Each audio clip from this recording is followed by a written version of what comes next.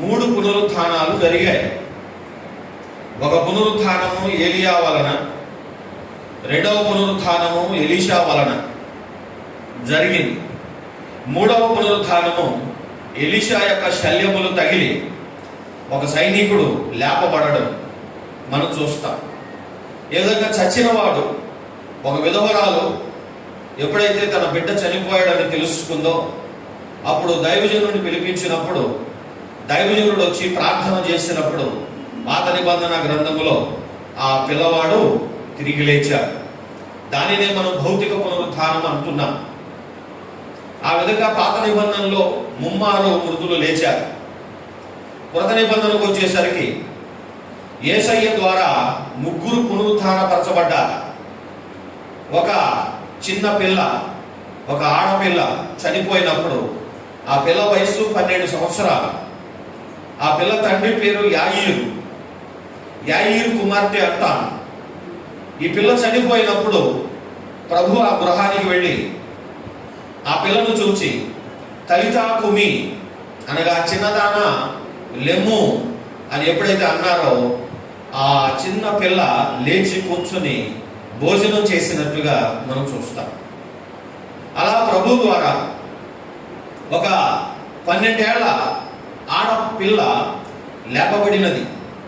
అలాగే ఒకరోజు యేసు మార్గాన వెళుతూ ఉంటే నాయూన్ అనే గ్రామం దగ్గర ఒక విధవరాలు మరి ప్రభు చూశారు.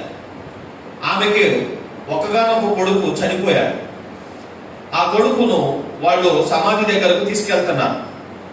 మార్గ మధ్యలో ప్రభు ఆగి ఆ యొక్క కుమారుణ్ణి లెమ్మన్నప్పుడు అతడు లేచాడు.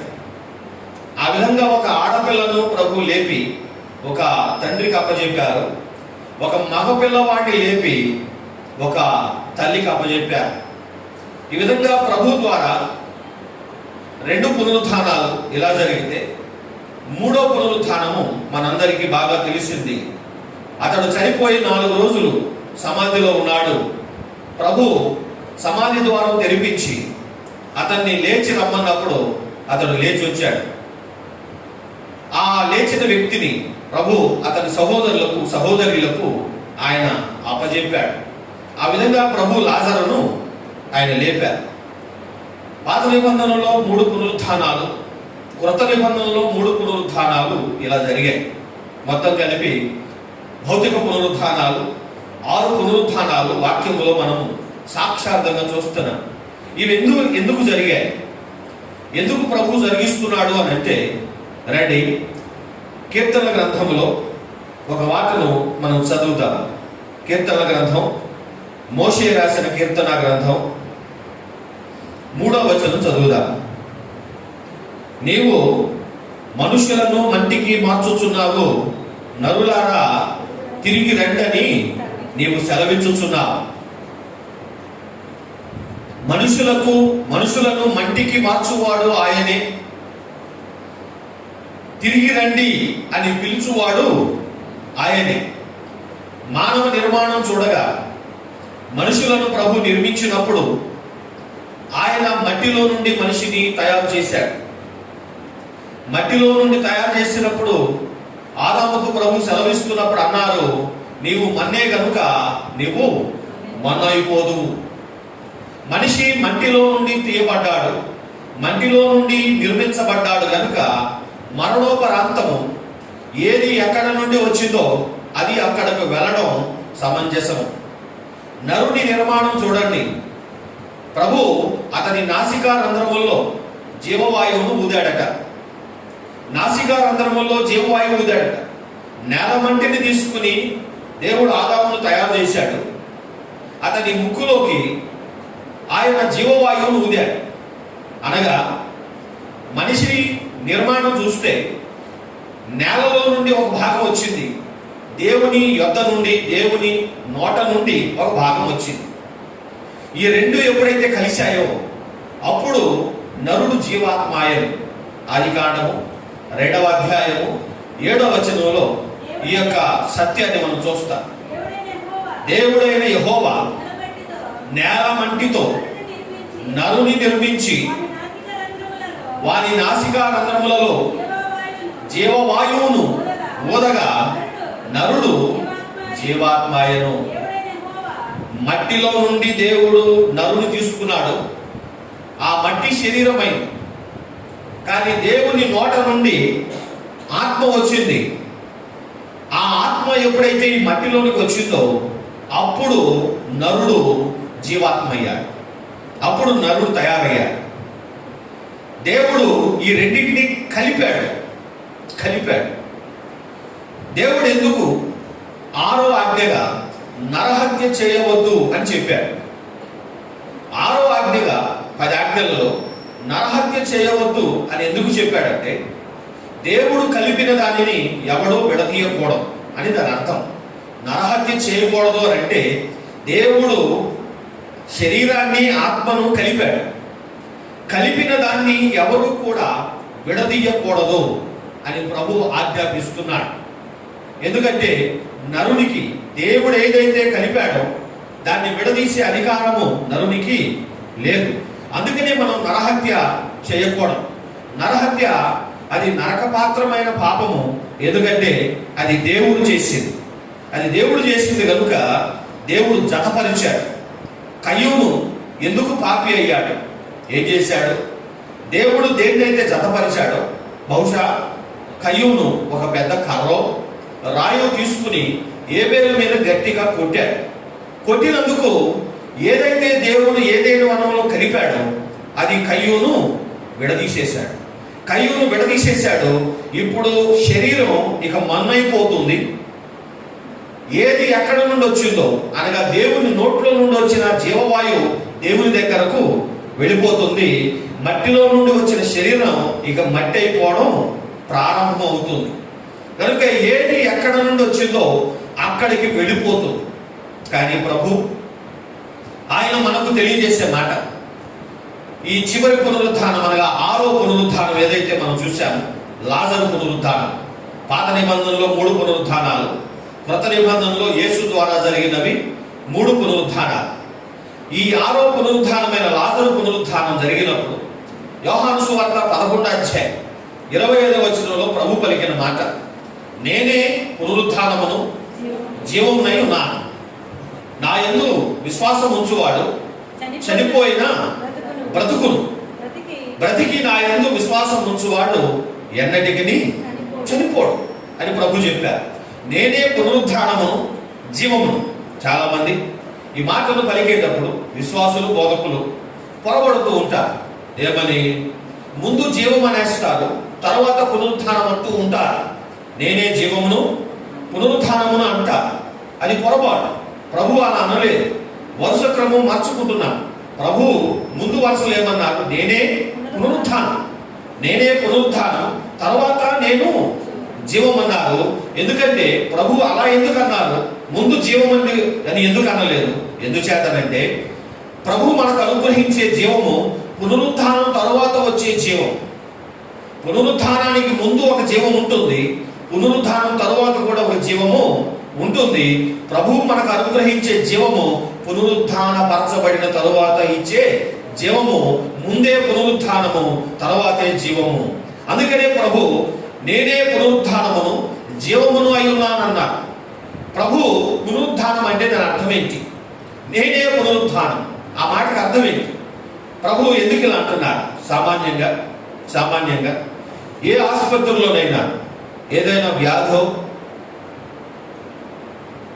ఏదైనా జబ్బు కలిగినప్పుడు మనం తీసుకెళ్తాం. ఎప్పుడైతే ప్రాణం పోతుందో అక్కడి వైద్యులు ఇక తరువాత ఇంటికి తీసుకెళ్ళమని చెబుతారు.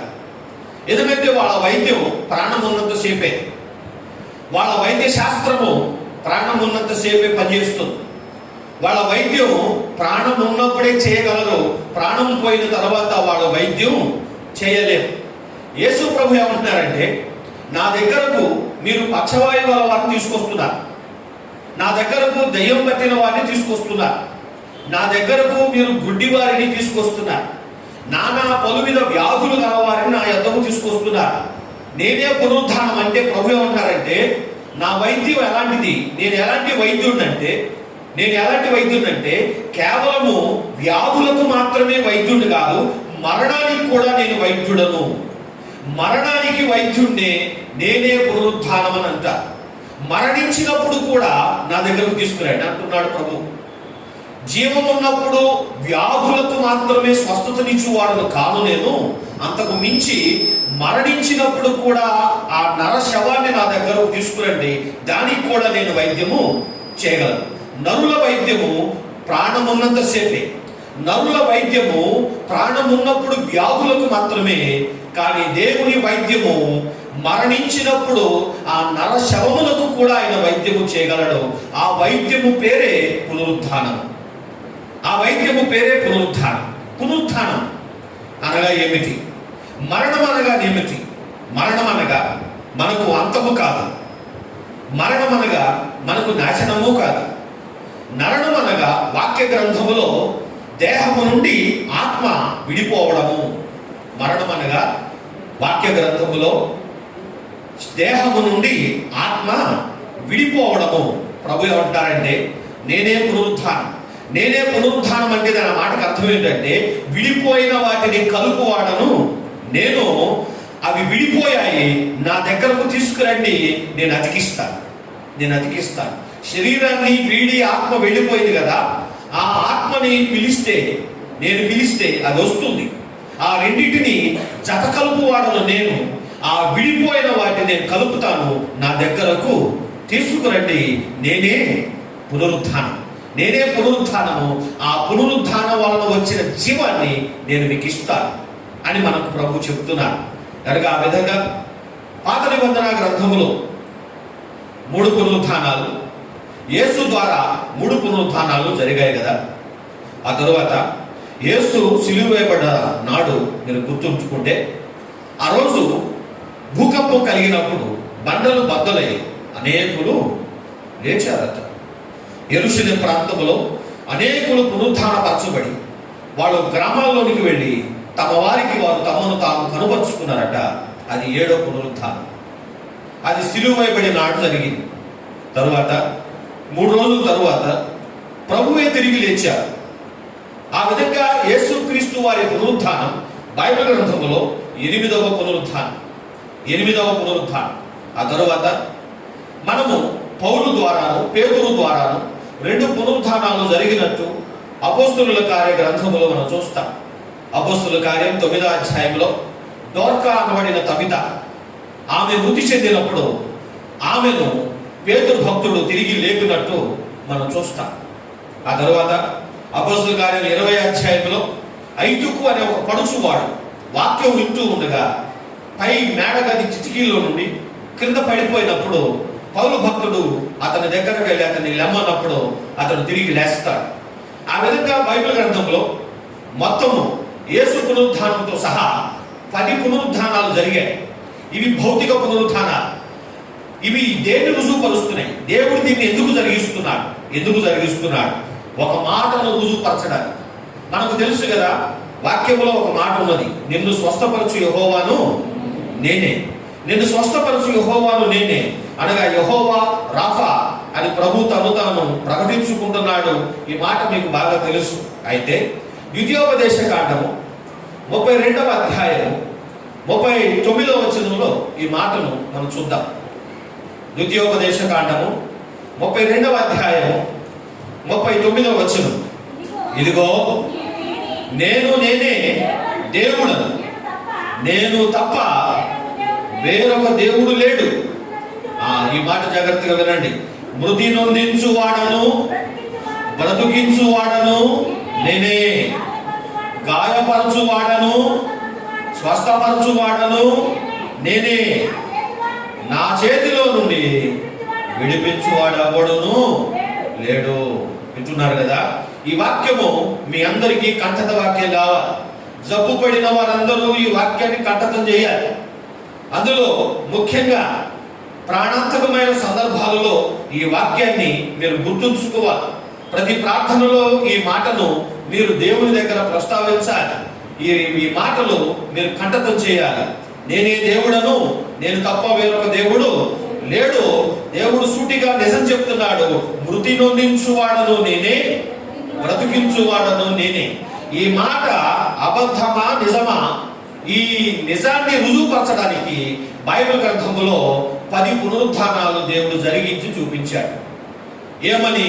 మృతి నొందించువాడను నేనే, బ్రతికించువాడను నేనే, మంటికి మార్చేది నేనే, నరులారా తిరిగి రండని పిలిచేది కూడా నేనే, మృతి నొందించువాడను, బ్రతికించే శక్తి కూడా నా దగ్గర ఉంది. అనగా పుట్టించే శక్తి మాత్రమే కాదు, నా దగ్గర బ్రతికించే శక్తి కూడా ఉన్నది. నరులను పుట్టించేది నేనే, గర్భములో రూపించేది నేనే, పుట్టించిన వాడు చనిపోతే ఆ చనిపోయిన వాడిని మరలా బ్రతికించేది కూడా నేనే అని తన శక్తి నిరూపణ కొరకు దేవుడు వాక్య గ్రంథములో 10 భౌతిక పునరుద్ధానాలు జరిగించి ఈవేళ మనకు సాక్షాత్తంగా దేవుని శక్తిని నిరూపించడానికి, మనకు విశ్వాసం కలగడానికి ఈ మాటలు ప్రభు మనకు తెలియజేస్తున్నారు. భౌతిక పునరుద్ధానం. ఆ రోజు మరియ మార్తల విషయంలో ప్రభు అంట, నేను లాజరును లేపగలనని నువ్వు నమ్ముచున్నావా? నమ్మడం నీ వలనైతే సమస్తము సాధ్యము అని ప్రభు చెప్పుచున్నారు. కనుక ఆ విధంగా మొదటి రకం భౌతిక పునరుద్ధానాలు సంభవిస్తే, రెండవ రకము ఆత్మీయ పునరుద్ధానం. ఆత్మీయ పునరుద్ధానం. ఈ 2 పునరుద్ధానాలకి కారణము ఆదాముగా ఉంటాడు. ఆదాము పాపము చేసినప్పుడు ప్రభు ఏమన్నాడు? ఆ పండు తినిన దినము నీవు చచ్చెదవు, ఆ పండు తినిన దినము నీవు చచ్చెదవు అని ప్రభు చెప్పారు. ఆదాము ఏ విధంగా చనిపోయాడు? ఆ రోజు ఆత్మీయంగా దేవుని ఎదుట చనిపోయాడు. ఎందుకంటే పాపము చేసిన ప్రతివాడు దేన్ని జీతంగా పొందుకుంటాడు? మరణాన్ని జీతంగా పొందుకుంటాడు. పాపం వలన వచ్చు జీతము మరణం. అందుచేత ఎఫెసీయులకు రాసిన పత్రిక 2వ అధ్యాయం 1వ వచనంలో మనం ఏం చూస్తాము, మనం ఏం చదివాము? ఈ మాట మీరందరూ కంఠతం చేయాలి. మనము మన అపరాధముల చేతను, మన పాపముల చేతను చచ్చిన వారై ఉండగా ఆయన మనలను క్రీస్తుతో కూడా బ్రతికించెను. మన పాపం వలన చచ్చిపోతే మనను బ్రతికించేది దేవుడే. మనకు కావలసింది కేవలం భౌతిక పునరుత్థానం కాదు, మనకు అసలు కావలసినది ఆత్మీయ పునరుత్థానం. ఎందుకంటే మనము పేరుకు మాత్రం బ్రతుకున్నాము కానీ మనము నిజముగా చచ్చిన వారమే, ఆత్మలో చచ్చిన వారమే. పాపం ఉన్నంతసేపు మనలో ఆత్మీయమైన చావు ఉన్నది. ఆ ఆత్మీయ మరణము నుండి మనం బ్రతికింపబడాలి. ఆ పునరుత్థానం మాత్రం యేసుక్రీస్తు వలనే సాధ్యం. యేసుక్రీస్తు వలనే సాధ్యం. యేసుక్రీస్తు ఎవరైతే విశ్వసిస్తారో వారి ఆత్మ పునరుత్థానపరచబడుతుంది. పాపం వలన చచ్చిన మనము బ్రతికించబడతాం. అనగా మనము ఏ క్షణమైతే ప్రభువును నమ్ముతామో, ఏ క్షణమైతే యేసుక్రీస్తును మన సొంత రక్షకునిగా అంగీకరిస్తామో, ఆ క్షణాన ప్రభు తన యొక్క ఆత్మను మన యందు ఉంచి, పరిశుద్ధాత్మను మనకు అనుగ్రహించి, ప్రభువును లేపిన ఆత్మ మనలోనికి ఎప్పుడైతే వస్తాడో ఆ ఆత్మ మన ఆత్మతో ఏం చెప్తాడట? రోమాపత్రిక 8వ అధ్యాయం 15వ వచనం. ఏలయనగా మరలా భయపడుటకు మీరు దాస్యపు ఆత్మను పొందలేదు, దత్తపుత్ర ఆత్మను పొందితిరి. ఆ ఆత్మ కలిగిన వారమై మనము అబ్బా తండ్రి అని మొరపెట్టుచున్నాం. మనము దేవుని పిల్లలమని ఆత్మ తానే మన ఆత్మతో కూడా సాక్ష్యం ఇచ్చుచున్నాడు. చాలు. ఆత్మ తానే మన ఆత్మతో సాక్ష్యం ఇచ్చుచున్నాడు. మనం ఎవరమని? దేవుని పిల్లలమని. ఆత్మ చేత నడిపింపబడే వారందరూ దేవుని కుమారులు అనబడుతారు. ఆత్మ చేత ఎవరెవరైతే నడిపింపబడతారో వాళ్ళు దేవుని బిడ్డలవుతారు. అనగా దేవుని దృష్టిలో వాళ్ళు సజీవులుగా ఉంటారు. ఎవరైతే పాపములో ఉన్నారో వాళ్ళు దేవుని దృష్టిలో మృతులు. ఎవరైతే యేసుక్రీస్తు రక్తములో వాళ్ళ పాపములను కడుక్కొని ఉన్నారో వాళ్ళు దేవుని దృష్టిలో సజీవులు. వారి ఆత్మ దేవుని దృష్టిలో సజీవమైనది.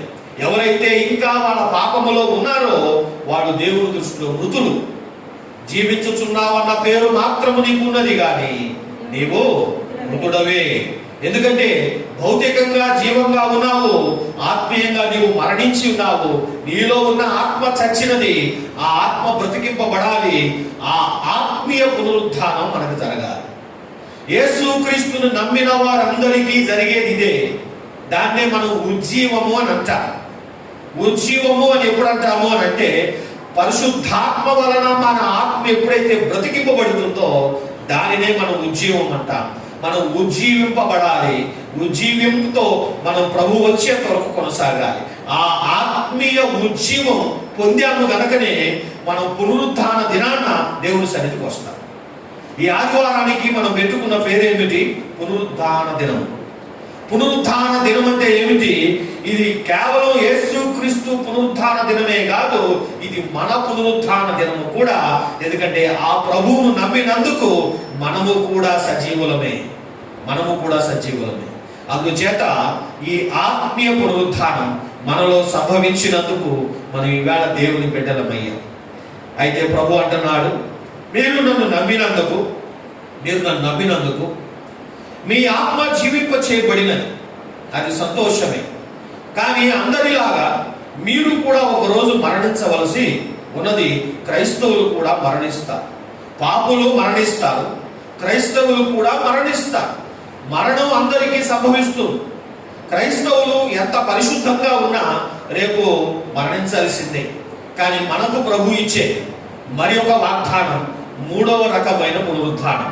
దానినే మనం పెట్టుకున్న పేరు శాశ్వత పునరుద్ధానం. శాశ్వత పునరుద్ధానం అనగా ప్రభు ఏమన్నారు? నేనే పునరుద్ధానమును జీవమునై ఉన్నాను.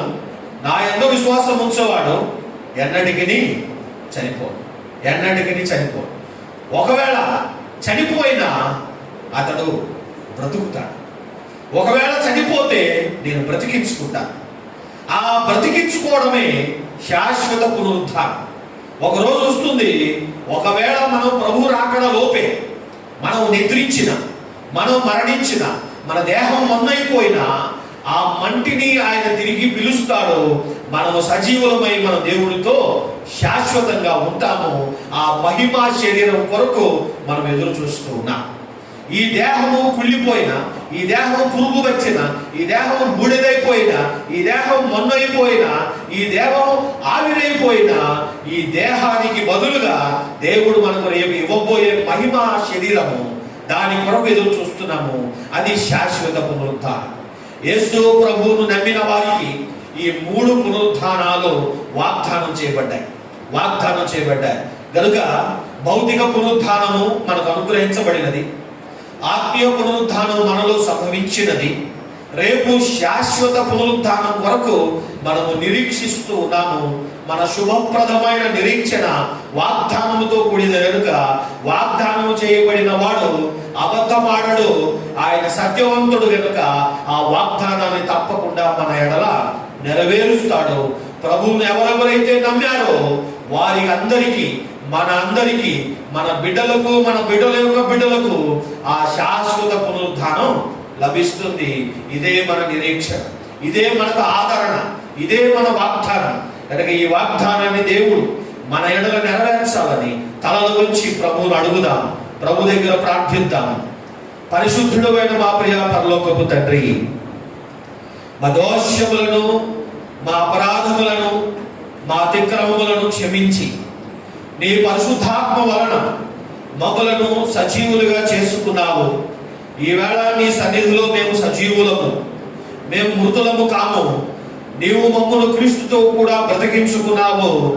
ఆ నూతన జీవమును మేము పొంది ఈవేళ ఆనందించుచు నీ సన్నిధిలో భౌతిక పునరుద్ధానం కొరకును, శాశ్వత పునరుద్ధానం కొరకును ఆశతో ఎదురు చూచుచుండగా బలహీనమైన శరీరములు గల ప్రతి ఒక్కరిని నడుము నొప్పులతోను, మోకాళ్ళ నొప్పులతోను, అరికాళ్ళ నొప్పులతోను, వెన్నుపూస నొప్పులతోను, మెడ నొప్పితోను, తల నొప్పితోను, కడుపు నొప్పితోను, చెప్పుకోలేని, నలుగురికి పంచుకోలేని అనేక విధాలైన బాధలతోను, వ్యాధులతోను సమస్యలతోనూ ఇక్కట్లతోనూ బాధలో ఉన్న ప్రతి ఒక్కరికి ఈ క్షణమందు నీ వాగ్దాన సంబంధమైన పునరుద్ధారమును అనుగ్రహించి ప్రతి ఒక్కరికి విడుదల కలిగించమని నజరేయుడైన యేసు నామములో ప్రార్థించి వేడుకొనుచున్నాను మా తండ్రి, ఆమేన్.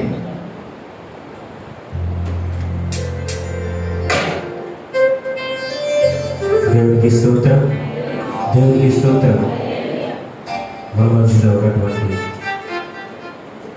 కృపామణి గారు వచ్చి ఒక ప్రత్యేకమైన పాట పాడవలసిన వారు చేస్తారు. గుంటూరు నుంచి వచ్చినటువంటి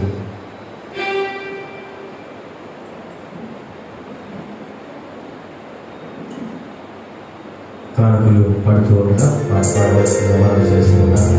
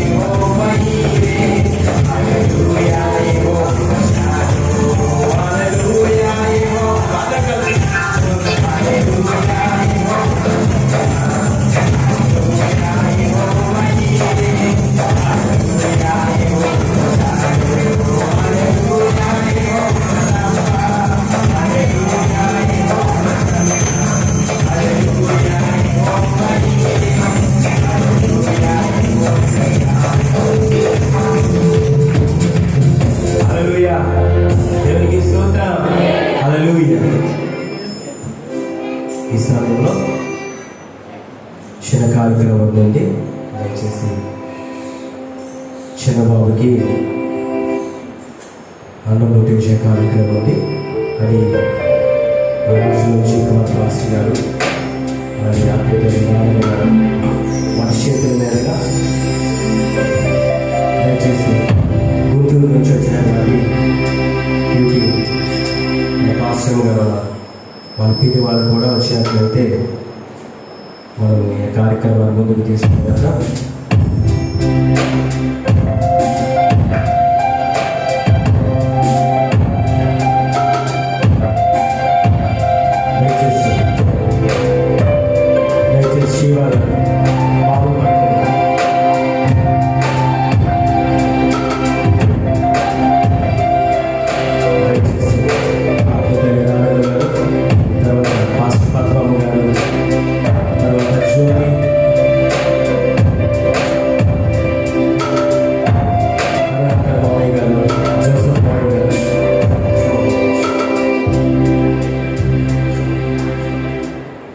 దయచేసి సమయంలో గుంటూరు నుంచి వచ్చినటువంటి కరుణాకర్ మావయ్య గారు అలాగే జోసెఫ్ మావయ్య గారు వాళ్ళు కూడా స్టేజ్ మీదకి రావాల్సిందిగా మనం చేస్తున్నాం.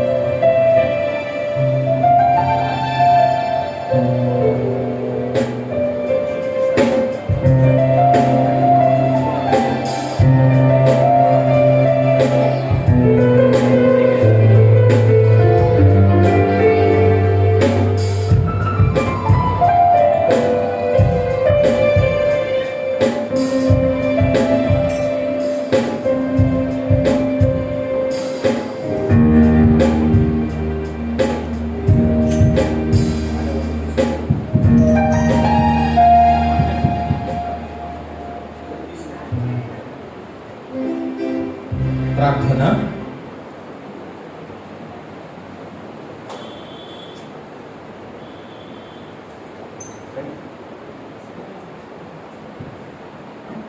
తలలు వచ్చినట్లయితే ప్రార్థనతో ఈ కార్యక్రమాన్ని ప్రారంభించుకుంటాం. మహాపరిశుద్ధుడు అయిన మా ప్రియ పరలోకపు తండ్రి, గర్భఫలము నీవు అనుగ్రహించు బహుమానము,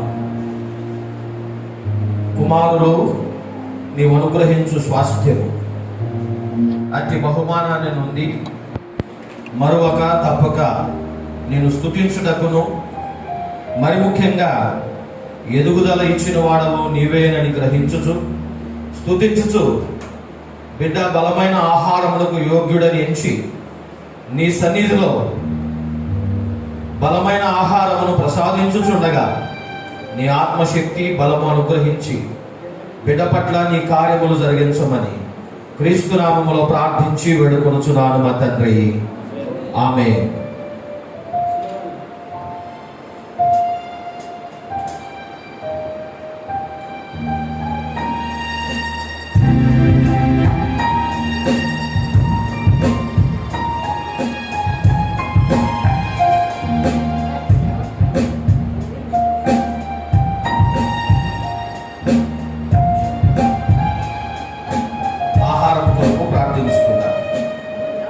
పరిశుద్ధుడు అయిన మా ప్రియ పరలోకపు తండ్రి, నీవు అనుగ్రహించుచున్న ఈ ఆహారమును తండ్రి కుమార పరిశుద్ధాత్మ నామములో ప్రతిష్ఠించి నీవు అనుగ్రహించిన కుమారుడికి అనుగ్రహించుచుండగా ఇది మొదలు నీ కుమారునికి బలము, ఆరోగ్యము, శక్తి, తెలివి, జ్ఞానము, వివేచన నీవు అనుగ్రహించి నీ రాకడ పర్యంతమును జీవితాంతం వరకును బలవంతునిగా చేయమని క్రీస్తు నామములో ప్రార్థించి వేడుకొనుచున్నాను మా తండ్రి, ఆమేన్.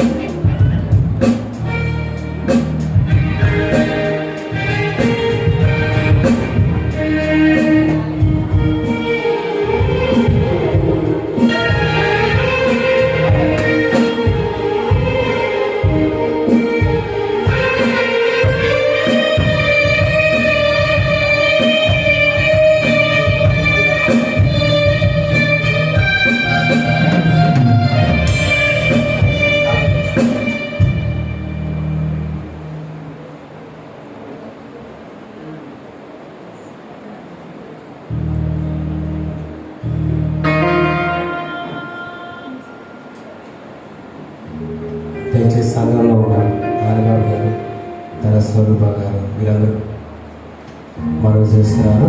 దయచేసి అందరూ కూడా సంఘమందరూ కూడా వచ్చి బాబుకి అన్నప్రసన్న చేయించాల్సిన మనవి చేస్తున్నారు. దయచేసి అందరూ రండి. దయచేసి అందరూ కూడా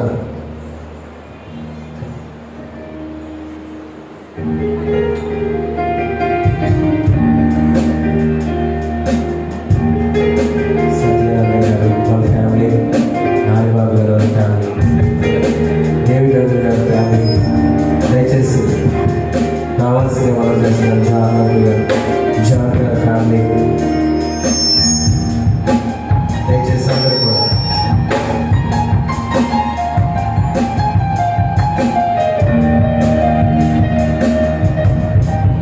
దయచేసి నారాయణ గారు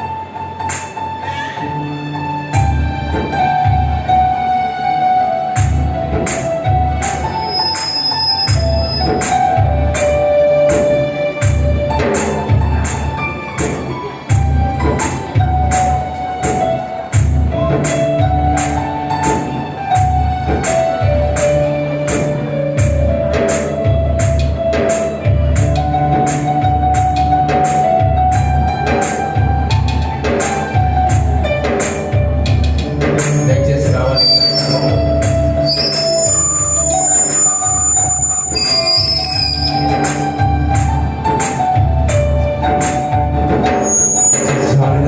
జాన్ గారు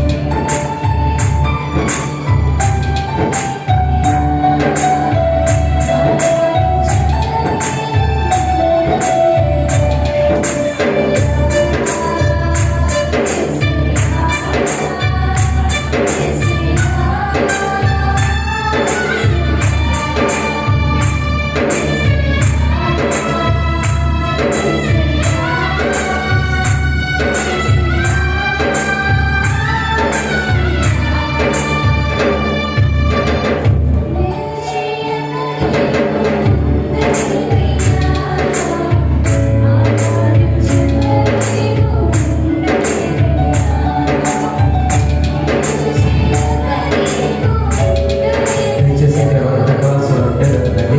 బాబుకి పెట్టేస్తే ముగించుకుందాం.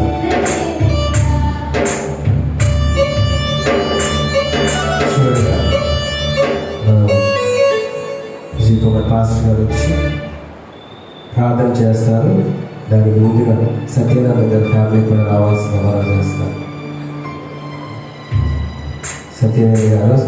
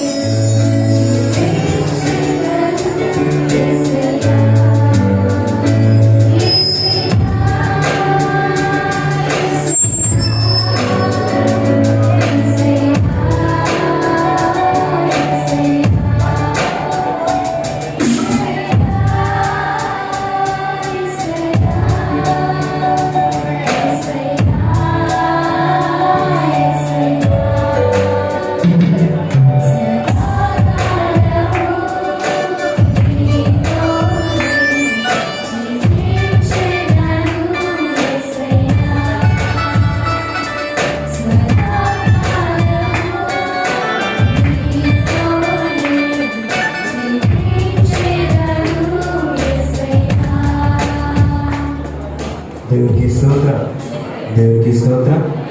దయచేసి చివరగా విజయ్ కుమార్ పాస్టర్ వచ్చి ప్రార్థన చేస్తారు.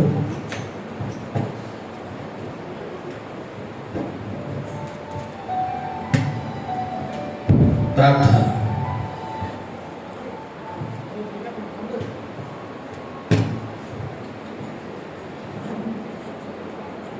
మహాపరిశుద్ధుడు అయిన మా ప్రియ పరలోకపు తండ్రి, యవన కాలమున పుట్టిన కుమారుడు బలవంతుని చేతిలో బాణములు నీవు అలాగూ అనుగ్రహించినందుకు నీ దాసుని పక్షాన, కుటుంబం పక్షాన నీకు వందనములు చెల్లించచ్చు. వైద్యులు కష్టము అన్నప్పుడు బ్రతికించావు, బ్రతకడు అన్నప్పుడు నీవు దర్శించి ప్రార్థనలు ఆలకించి నీవు ఈ బిడ్డను మాకు అనుగ్రహించావు.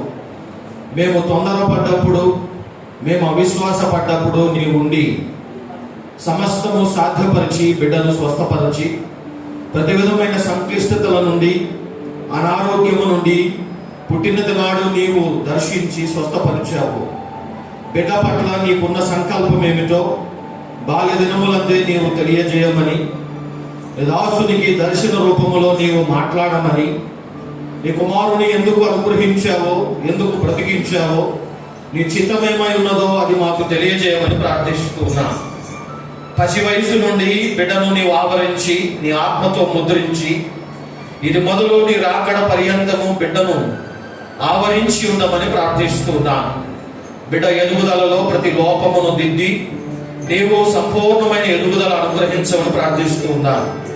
మంచి ఆరోగ్యమును, అందమును, ఎత్తును, తెలివిని, జ్ఞానమును, జ్ఞాపక శక్తిని నీవు అనుగ్రహించి బిడ్డను మంచి చదవలిగాను, విద్యావంతునిగాను, ప్రయోజకునిగాను, ఆయన ఉద్ధరించువానిగాను, నిన్ను ఘనపరచువానిగాను, నిన్ను మహిమపరచువానిగాను, నీ యందు భయభక్తులు కలవానిగాను, తల్లిదండ్రులను సన్మానించువానిగాను, సంఘమును ప్రేమించువానిగాను, వాక్యమును చదువువానిగాను, నిత్యము ప్రార్థించువానిగాను, నీ రాకడ పర్యంతమును బిడ్డను ప్రభువా నీ భయభక్తులలో నీ కుమారుడైన సమూయేలు వలె, ప్రవక్త అయిన సమూయేలు వలె నీవు బిడ్డను ఆవరించి బ్రతికించమని నజరేయుడైన యేసు నామములో ప్రార్థించి వేడుకొనుచున్నాను మా తండ్రి, ఆమేన్.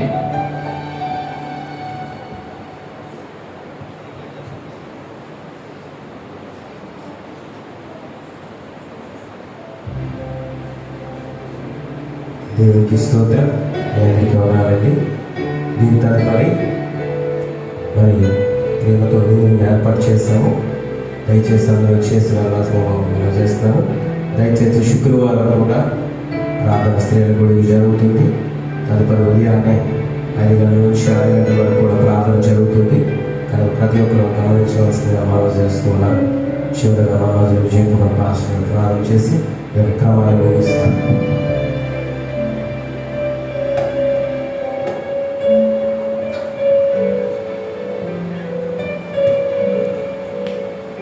ప్రార్థన.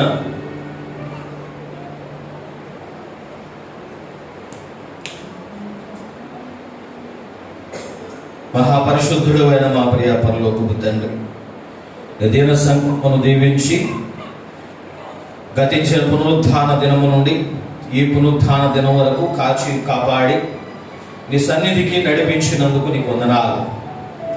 వారు ప్రతి ఒక్కరూ ఏ ఏ సమస్యలలో, కష్టాలలో, ఇబ్బందులలో ఉన్నారో దర్శించి ప్రతి కష్టము నుండి విడిపించి ప్రతి సమస్యకు పరిష్కారం అనుగ్రహించి ప్రతి అక్కర తీర్చి సమాధానపరిచి ప్రతి వ్యాధి నుండి వారిని స్వస్థపరిచి పంపించమని ప్రార్థిస్తూ ఉన్నాను. ప్రతి ఆందోళన, ప్రతి విధమైన భయము, ప్రతి విధమైన చింత, ప్రతి విధమైన విచారము మీరు తొలగించి ప్రతి ఒక్కరి మనస్సులను ప్రార్థిస్తూ ఉన్నాను. ప్రతి ఒక్కరికి మనశ్శాంతిని అనుగ్రహించమని ప్రార్థిస్తూ ఉన్నాను. కుటుంబములో వివాదములు మాన్పివేసి ప్రతి కుటుంబంలో సమాధానం ఇచ్చి భార్యాభర్తల మధ్యన సమాధానం అనుగ్రహించి నీవు కుటుంబాన్ని నెమ్మలపరచమని ప్రార్థిస్తున్నాను. యవన బిడ్డలను దీవించండి, యవనేచ్ఛల నుండి వారిని కాపాడండి, శరీరాశల నుండి వారిని భద్రపరచండి, లోకాశల నుండి వారిని భద్రపరచండి. వారి చదువుల్లోనూ పరీక్షలలో రాతల్లో తోడుండి సహాయం చేసి మంచి మార్కులు మంచి ర్యాంకులు వారికి అనుగ్రహించి మంచి భవిష్యత్తు అనుగ్రహించని ప్రార్థిస్తున్నాను. వివాహం కొరకు ఎదురు చూచుతున్న వారికి వివాహాలు జరిగించండి. ఉద్యోగ ప్రయత్నాల్లో ఉన్న వారికి ఉద్యోగాలు అనుగ్రహించండి. రాబడి కొరకు ఎదురు చూస్తున్న వారికి రాబడి అనుగ్రహించండి. ఆగిపోయిన వాటిని విడుదల చేయండి. వారికి ప్రభువా నీవు చెందవలసినవి మీరు అనుగ్రహించి ప్రతి ఒక్కరిని సంపన్నులుగాను ధనవంతులుగాను కోటీశ్వరులుగాను చేసి ప్రతి ఒక్కరిని ఇచ్చే స్థితిలోనికి నడిపించండి. వారు నీకు ప్రేమించి అనుగ్రహించిన ప్రతి కానుకను ప్రతి హస్తాన్ని మీరు ముద్రించి దీవించి ఆశీర్వదించి ప్రతి వారి హస్తాలు ఇచ్చే హస్తాలుగా చేయండి.